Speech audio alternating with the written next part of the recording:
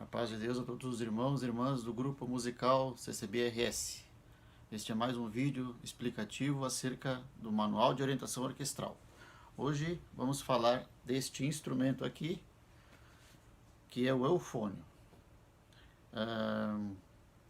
Eu sou meio suspeito para falar dele porque é o meu instrumento, o instrumento que eu toco, que eu sempre toquei desde criança. Muito bem. O eufônio era conhecido mais antigamente com o nome italiano de bombardino. Isso foi uma herança que veio dos italianos, assim como o bombardão também, né? Tem origem lá naquela época da Itália. Mas o nome oficial dele, em qualquer lugar do mundo, chama-se eufônio, que vem de eufo, que seria de eu, que seria bonito, e fônio, que é som bonito. Tá? É um instrumento que ele é pouco usado em orquestras sinfônicas ou filarmônicas. Ele é muito mais utilizado em bandas, tanto bandas filarmônicas quanto bandas sinfônicas, bandas militares, etc. e tal. Por isso, há poucas obras orquestrais escritas para esse instrumento. Porém, uma das mais bonitas que eu considero, uma das mais belas, é uma obra de Gustav Holst, se chama The Planets, ou seja, os planetas. O The Planets é muito legal porque no primeiro movimento dele, que ele fala do planeta, que ele descreve o planeta Marte, há um solo muito legal desse instrumento, que depois eu vou colocar um vídeo na sequência mostrando um pequeno trecho desse solo que tem na obra The Planets, de Gustav Holst. Quanto ao acabamento, né, quanto ao aspecto do instrumento, o Manual de Orientação Orquestral recomenda que todos os instrumentos da família dos metais, eles podem ter, na verdade, dois tipos de acabamentos. Eles podem ser na cor dourada, que seria o amarelo, ou na cor prateada, que seria o branco. Dentro dessas cores, nós temos 4 tipos de acabamentos, então. No caso daqueles que têm a cor dourada, eles podem ser laqueados, que é o caso deste aqui, onde é aplicado um verniz sobre o material, o metal é polido, o latão é polido e é aplicado um verniz. Ele poderia também ter essa cor sendo banhado a ouro, um banho de ouro. Aqueles que são da cor branca, eles podem ser niquelados, que é um banho de níquel, então ele tem uma cor branca, ou eles podem ser prateados, um banho de prata. Desses, a qualidade seria mais ou menos nessa escala. O melhor de todos, sem sombra de dúvida, é o dourado, com banho de ouro, né? Porém, fica caro. Depois, na sequência, tem o prateado, que é um banho de prata. Então, o prateado com banho de prata, ele tem uma sonoridade, uma resistência melhor. Depois, vem o laqueado, que é este aqui, que é aplicado um verniz. E por último, o de mais baixa qualidade, digamos assim, e o mais barato de todos, seria o niquelado, ok? Não é aceito instrumentos de cor verde, vermelha, preto ou de plástico, que nem teve alguns que fabricaram durante um certo tempo. Qual é o cuidado que nós temos que ter com esse instrumento? Como ele é um instrumento grande, assim como o trombone, no caso o irmão Marcos falou sobre o trombone no vídeo anterior, e também será falado no próximo, que é a tuba, é um instrumento relativamente grande. Então qual é que é a fragilidade dele? É um instrumento que amassa muito fácil. Qualquer batida que der nele, qualquer pancada, amassa o instrumento. Então ele é muito sensível, tem que ter bastante cuidado para não amassar ele. E dependendo de onde for que amassar o instrumento, isso compromete a sonoridade. Por exemplo, se eu chego a amassar uma dessas voltas, dessas bombas aqui, eu posso diminuir o calibre dele e estrangular, de maneira que isso afeta a sonoridade do instrumento. Então a gente tem que ter bastante cuidado para evitar bater o instrumento, porque ele é bem sensível na questão dos amassados. Outra coisa, mais importante do que a qualidade do instrumento, a marca do instrumento, o instrumento Yamaha, o instrumento do fulano de tal, o instrumento Besson, o instrumento, sei lá, de marcas conhecidas, né?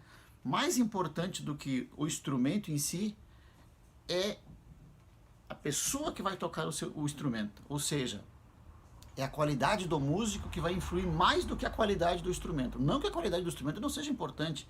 Obviamente nós temos instrumentos de melhor qualidade e de pior qualidade. Só que não adianta pegar um instrumento de excelente qualidade, dar para um músico, né, ou um candidato, que ele nunca fez isso. Ó. Se ele não tocar, se ele não praticar, não adianta nada. Então, muito importante é a prática.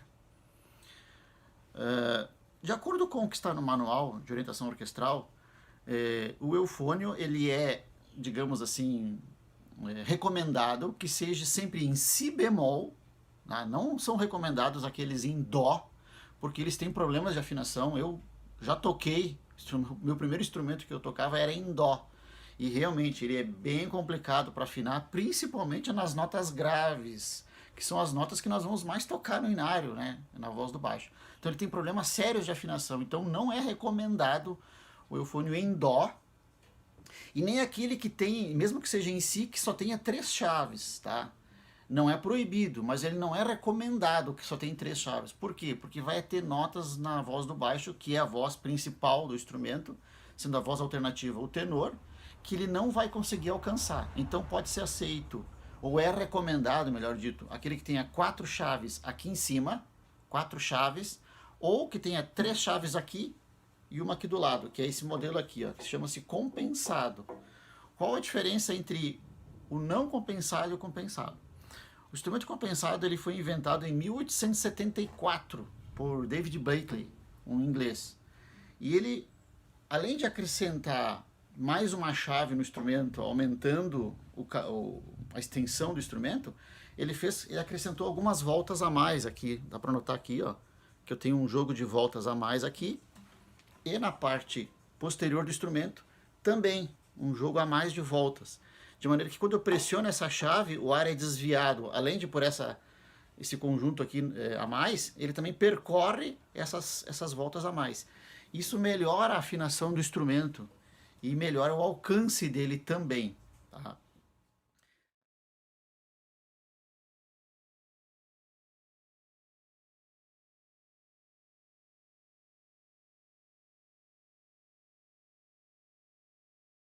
Tá?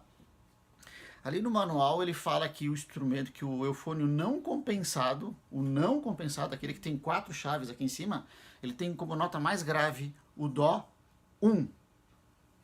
E como nota mais aguda o Dó 4. E o compensado, que é esse aqui, ele tem como nota mais grave o Dó menos 1. Porém, esse Dó menos 1 é uma nota pedal, ela não é uma nota muito usada. Eu vou mostrar para vocês. Eu vou começar com o Dó 3, que seria o Dó, aquele que está no meio do endecagrama, né? Que está entre a clave de Sol e Fá. Então seria esse aqui o Dó 3. Dó 3. Dó 4. Esse é o Dó 4. Dó 2. Dó 3. Dó 2 e o Dó 1. Dá para dar o Dó menos 1? Sim. Mas é uma nota pedal, eu tenho que apertar essa chave e todas elas, ou seja, eu estou com toda a extensão do instrumento. Então, são notas usadas para estudo, mas elas não devem ser utilizadas para tocar notas, assim, melodias, e muito menos hinos, porque elas têm problemas de afinação. É diferente da tuba. A tuba dá o Dó menos 1 tranquilamente, é uma nota normal dele. Esse também pode dar, mas é uma nota pedal, ela não é uma nota que tem afinação. Vamos ver, por exemplo, eu vou começar do Dó 2, vou descer para baixo.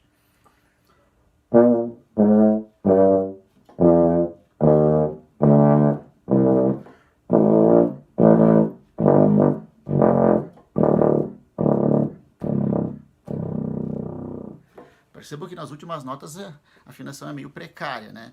Então, tá explicado o porquê dessa diferença de extensão do eufônio compensado por não. Muito bem.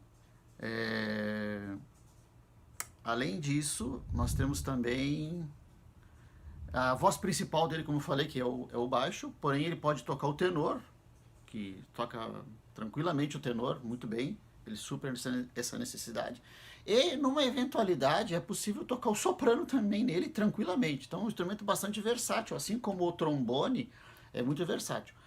O que aconteceu é que é um instrumento que ele começou a desaparecer um pouco das nossas orquestras, porque se criou um preconceito contra ele devido à baixa qualidade dos que eram fabricados aqui no Brasil no passado. Só se fabricava quase em dó com 3 chaves, então era um instrumento muito desafinado.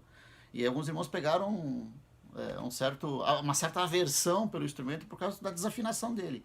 Porém, hoje, a qualidade dos instrumentos melhorou muito. Esse aqui, por exemplo, é um instrumento da marca Royden, ele é fabricado na China, mas ele não perde nada em qualidade para um Yamaha, por exemplo, custando 1/4 do valor de um Yamaha, né? Então, por exemplo, vou tocar um hino no soprano, vocês vão ver que dá para tocar perfeitamente.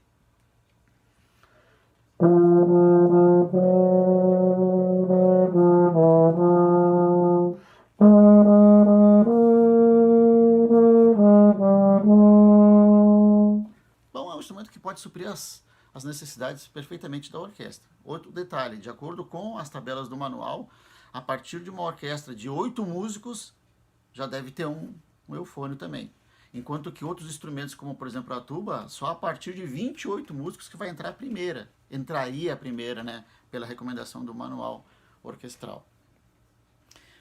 Quanto aos bocais, tá? A maioria o bocal é uma coisa muito particular, depende muito de cada músico, da embocadura, da formação da arcada dentária dele e tal. Porém, para nós, para o nosso caso, que é tocar em conjunto, os mais adequados são os bocais que ficam com a numeração em torno do número 5. Eu poderia usar, por exemplo, o bocal Bach 5G, ou então esse aqui, por exemplo, que é um Schilk, que é um bocal alemão 51D, ou um Yamaha também 51D, ou um JC Custom, que é nacional, 51. Então, 51 em algumas numerações de algumas marcas, ou 5G no caso do Bach, é um bocal excelente para nós, porque ele é um bocal intermediário, ele não é nem muito fechado e nem muito aberto. Ele é um bocal médio, que dá uma excelente sonoridade também. Então, basicamente, esse detalhe. Mais uma coisinha que eu gostaria de mostrar para vocês é que, por exemplo, aqui nós temos 7 posições no instrumento, né? Então, eu tenho uma primeira posição, segunda posição, terceira posição, quarta posição, quinta posição, sexta posição e sétima posição. Sendo que a sexta e a sétima são as mais desafinadas. Por isso que quando for usar essas posições aqui, geralmente se opta por usar a quarta chave, que melhora a afinação do instrumento. Ok? Deus abençoe a todos. Em breve sairá o vídeo sobre as tubas também. Paz de Deus com todos.